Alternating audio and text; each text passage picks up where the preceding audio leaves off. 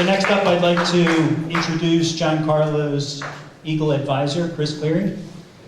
Chris is going to give a little background on Giancarlo, and for those of you that are just making life, I would advise you to start thinking soon about who you would like, any adult leader of the troop, who you would like to have as your Eagle advisor, and maybe you should think about some of the qualities that Chris Cleary has. And I know he's done it many times and has a lot of experience with this, so thank you, Chris.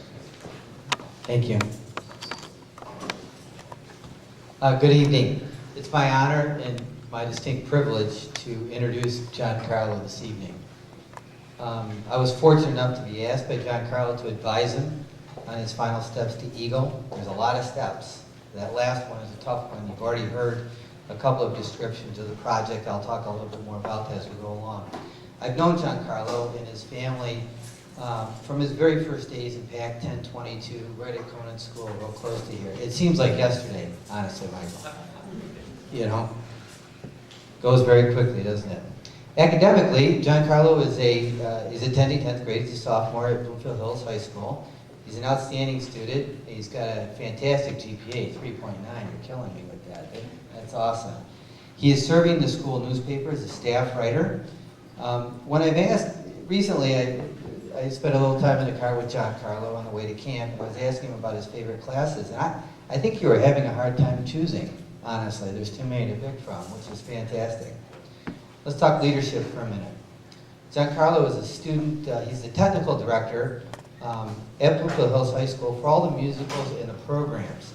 And I think many times none of us see that, right? We see the production, right, the people on stage, but all of that goes on behind there, somebody has to lead that, and that's a fantastic, fantastic leadership position. He's also a key member of the 10th grade leadership council for the Model UN, or Model United Nations. He's an active leader in his church, St. Owen's, here in Bloomfield Hills. He's an active leader here in Troop 1022, serving in positions all the way from assistant patrol leader to senior patrol leader. He's a trusted team leader and has stepped up on many occasions when the troop needed him, leading campouts as an example at the last minute. So leadership, very good example. He's got a lot of interests, a lot of hobbies. Giancarlo is a member of the high school sailing club. He sails in the Detroit River a couple of times per week.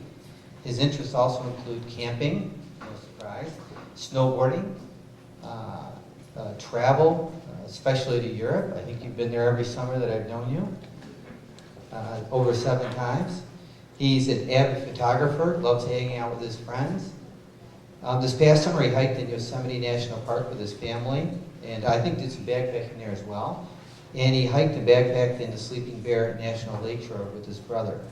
So lots of interest, very, very, very interesting. Scouting. Giancarlo has nearly 60 scout camping nights, so you can see where camping is a favorite interest. He's attended 5 summer camps. He's served as senior patrol leader, Camp Rotary. And if anybody, and I know the boys know this, but when you're at camp, it's a busy week when you're a leader.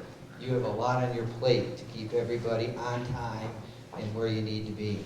He earned his polar bear badge at Camp Topeka. We heard about that a little bit earlier. Sleeping outside in below freezing weather. You talk about preparation and leading. You had to make quinzies, which are really, for the lack of a better term, it's really an igloo. But it's a lot of work, and you lead a group to be able to build that properly because you're going to sleep in it at night. So again, key items in his scouting career.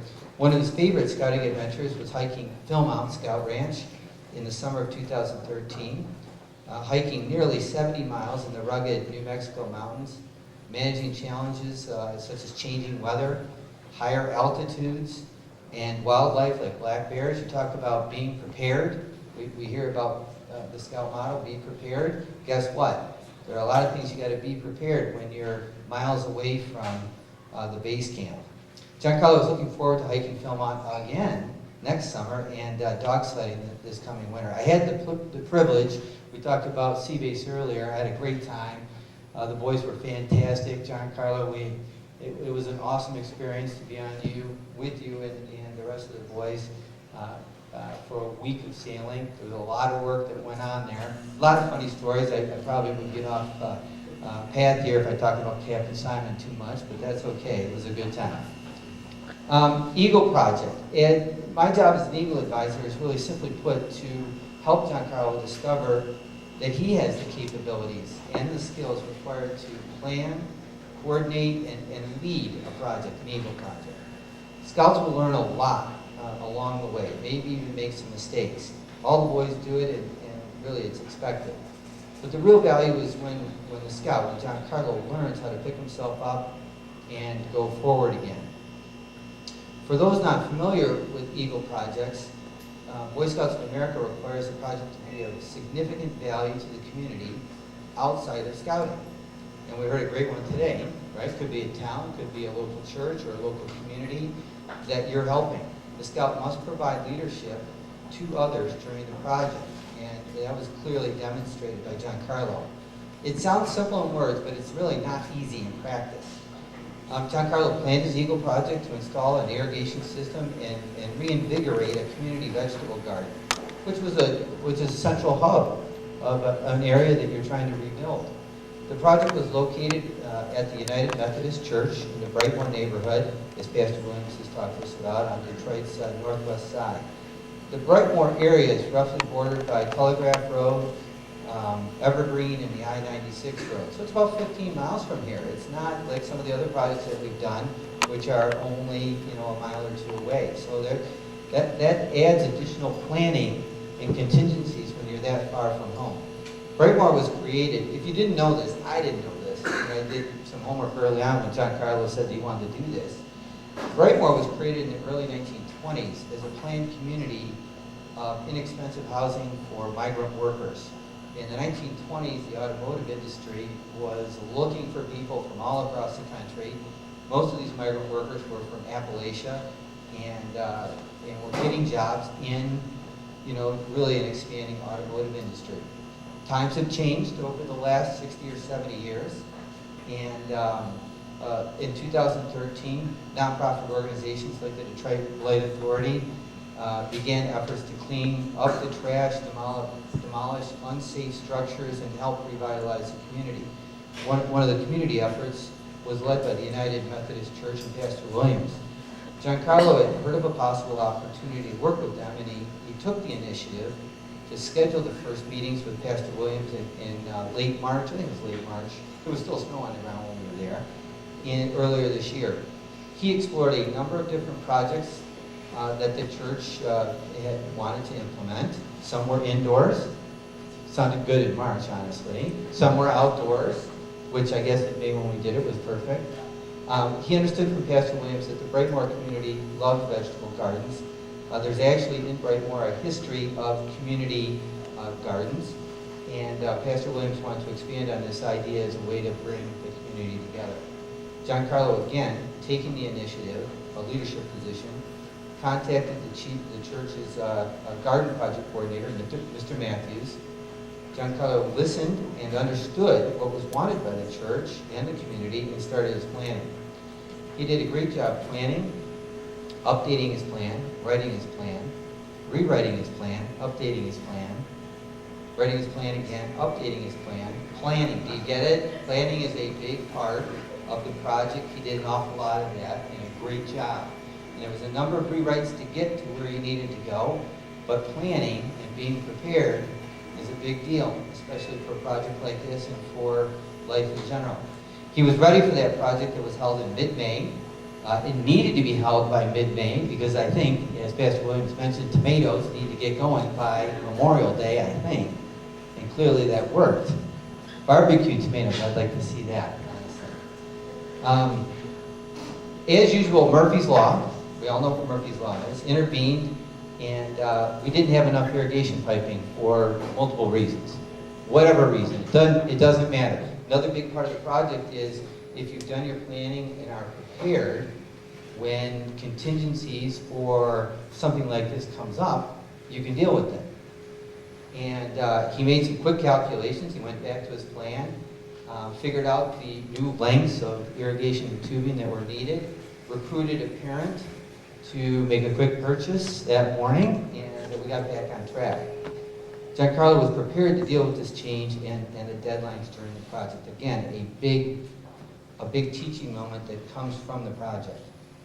Giancarlo demonstrated excellent planning and leadership skills, keeping everyone on task and completing the project on time. Giancarlo, please take these skills, this leadership experience and determination and apply in all you do. Whether it's in academics, sports, friendship, scouting, work experiences, or most importantly, your family and community. You're truly a marked man as an Eagle Scout, you know that. And as we know, well, you will use this new status to continue to achieve your very best. Giancarlo, congratulations, way to go. It's a great achievement, you really deserve it. Thank you, Mr. Perry.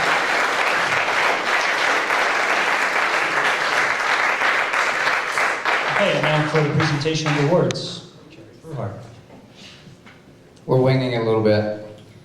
For all of you, this is a plaque that is custom made by one of our assistant scoutmasters. It contains the merit badges that Giancarlo earned during his trail to Eagle. I hope one day to find this on an office wall.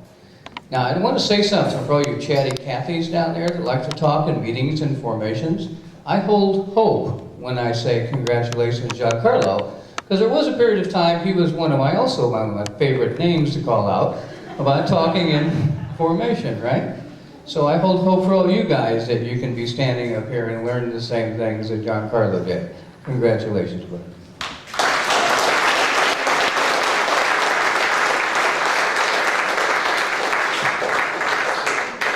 And Mom, you get to pin on the Eagle badge. Now you've got to promise there's no first aid merit badges in this. What's that?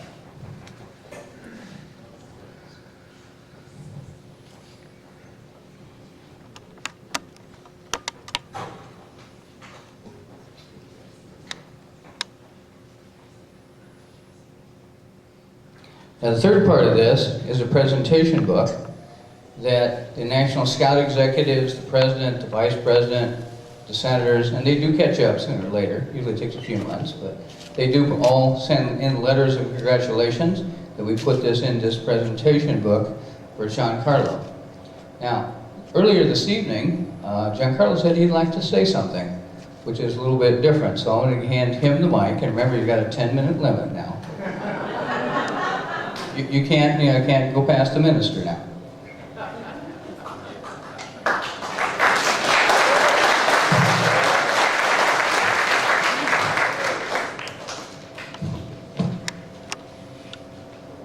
Mark Twain once said, "The fear of death follows from the fear of life.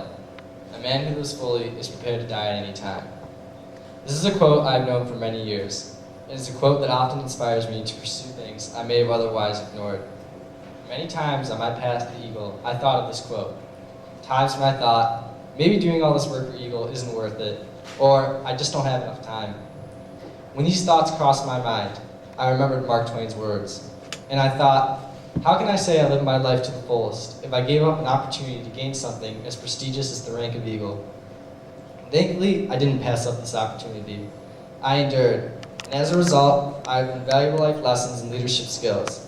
I've summited mountains at Philmont and sailed across the Sea of Abaco in the Bahamas, and had the pleasure of waking up to troop, rise and shine. It's a great day to be alive, more times than I'd like to remember. Troop, rise and shine.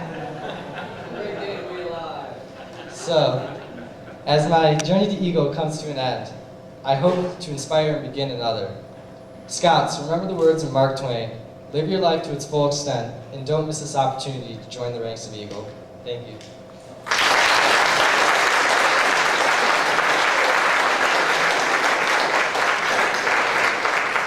Okay, thank you, parents and honored guests. Next, I'd like to invite all the Eagle Scouts in attendance to please join me on the stage.